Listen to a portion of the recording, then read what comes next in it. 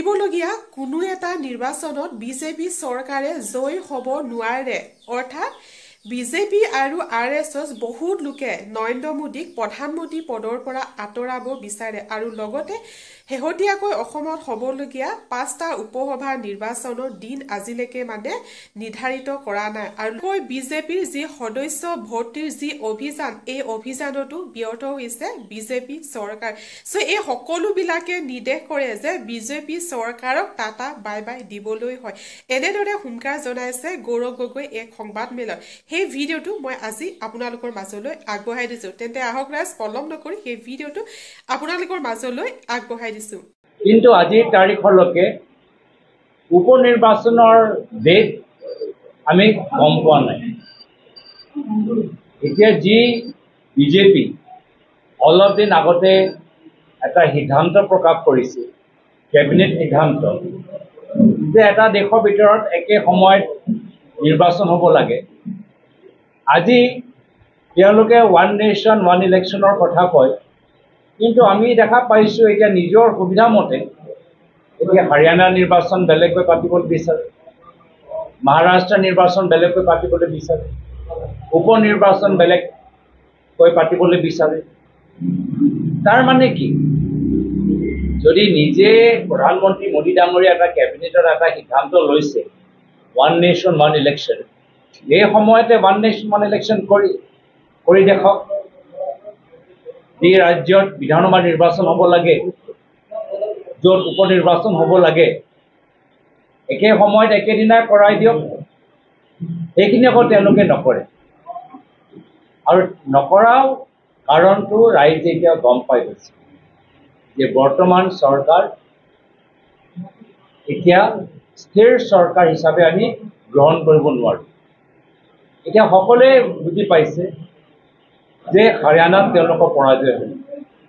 সকলোৱে বুজি পাইছে যে জম্মু কাশ্মীৰত তেওঁলোকৰ চৰকাৰ নহয় সকলোৱে বুজি পাইছে যে ঝাৰখণ্ড মহাৰাষ্ট্ৰ পিছুৱাই এটাহে তেওঁলোকৰ কাৰণ কিবা কৰি তেওঁলোকে দুটা নিৰ্বাচন জিকিবলৈ চেষ্টা কৰে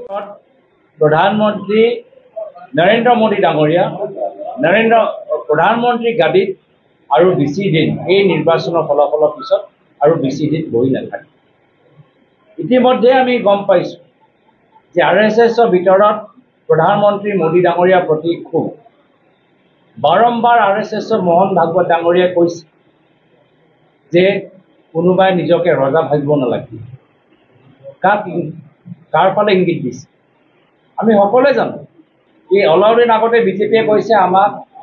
একে সময় নিৰ্বাচন লাগে আকৌ একে সময় নিৰ্বাচন পাতিবলৈ ইমান ভয় কিয় তেওঁলোকেও জানে যে নিৰ্বাচনৰ ফলাফল ভাল নহয় আৰু তেওঁলোকেও জানে যে আৰএছএছ বিজেপি এছাম মানুহে বাট চাইছে নিৰ্বাচনৰ ফলাফল কেতিয়া ওলাব বিজেপি যে হাৰিব সকলোৱে বুজি পাইছে আৰু লগে লগে প্ৰধানমন্ত্ৰী মোদী ডাঙৰীয়া তেওঁৰ চকী এৰিবলৈ বাধ্য কৰাব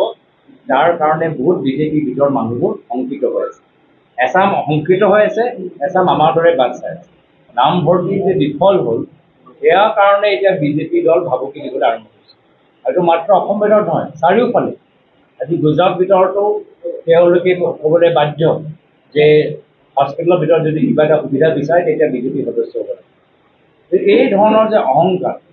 এইবোৰ যে আঁচনি কিন্তু বিজেপি নিজৰ ব্যক্তিগত আঁচনি নহয় ভৱেশ কলিতা নিজৰ ঘৰৰ পইচা দিয়া পৰা ওলাই অহা আঁচনিবোৰ নহয় এয়া ৰাইজৰ টকাৰ পৰা ৰাইজৰ উন্নয়নৰ বাবে আঁচনি ইয়াত বিজেপি নিজৰ পইচা নাই এইবোৰ ৰাইজৰ পইচা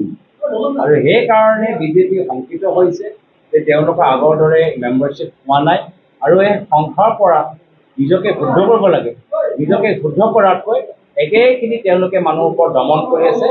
এতিয়া আৰু অসমৰ মানুহে যোৱা লোকসভা নিৰ্বাচনৰ পিছত ভয় নাখায় এতিয়া অসমৰ মানুহে এতিয়া আৰু এই বন বা ভাবুকিৰ পৰা ভয় নাখায় অসমৰ মানুহ ওলাই আহিছে অসমৰ মানুহ বিজেপিক বিদায় দিবলৈ প্ৰস্তুত সো ৰাইজ ভিডিওটো এইখিনি আছিল এইখিনিকে মই আপোনালোকক দেখুৱাবলৈ চেষ্টা কৰিলোঁ যিহেতু মই এনেকুৱা ধৰণৰ ভিডিঅ' প্ৰস্তুত কৰোঁ আপোনালোকৰ বাবে সো সেয়ে ভাবিলোঁ গৌৰৱ গগৈ সংবাদ মেলৰ এই ভিডিঅ'টো মই আপোনালোকৰ মাজলৈ আগবঢ়াই দিওঁ আৰু আশা কৰিছোঁ আপোনালোকে ভিডিঅ'টো চাই ভাল পালে তেন্তে ঠিক আছে ৰাইজ আজি ভিডিঅ'টো এটা সামৰণি মাৰিছোঁ পুনৰ লগ পাম নতুন এটা ভিডিঅ'ৰ সৈতে আজিলৈ বাই বাই